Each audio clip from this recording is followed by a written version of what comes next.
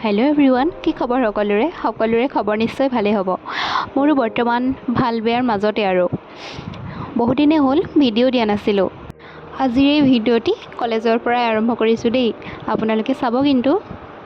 এটা বিশেষ কামত ব্যস্ত আছিলো সেই কামটোনো কি আপোনালোকে দেখি চাগে নিশ্চয় গম পাইছেই 5 ছেপ্টেম্বৰ দিনটো যেহেতু শিক্ষক দিৱস হিচাপে পালন কৰা হয়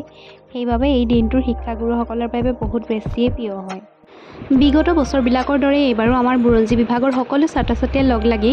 বিভাগীয় এখনি পাচিৰ পত্ৰিকা উলিয়াবলৈ সক্ষম হলো যেহেতু সম্পাদকীয় সকলো দায়িত্ব মোকেই দিছিল এইবাৰে যেহেতু লাজবাৰ সেইবাবে বহুত বেছি কষ্ট কৰি উলিয়াইছিলো এই বিশেষ দিনটোৰ কাৰণে আমাৰ বিভাগীয় পাচিৰ পত্ৰিকাখনি উন্মোচন কৰিবৰ বাবে আমাৰ মহাবিদ্যালয়ৰ অধ্যক্ষ মহোদয়ে ফিতা কাটি আমাৰ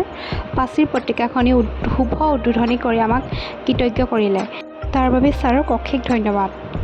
ছেপ্টেম্বৰ দিনটো যেহেতু শিক্ষাগুৰুসকলৰ বাবে বহুত এটা বেছি ভাল লগা দিন সেই দিনটোৰ আৰু অলপ বেছি ভাল লাগিবৰ কাৰণে আমি ছাৰহঁতক অকণমান মৰম যাচিলোঁ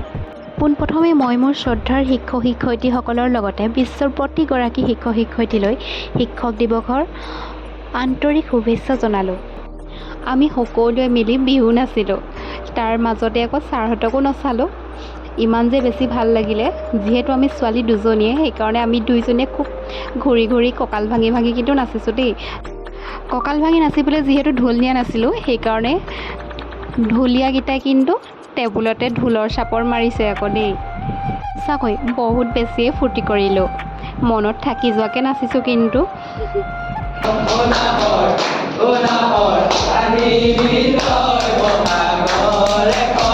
নাচি বাগি শেষ হোৱাৰ পিছত ঘৰলৈ বুলি আহিলোঁ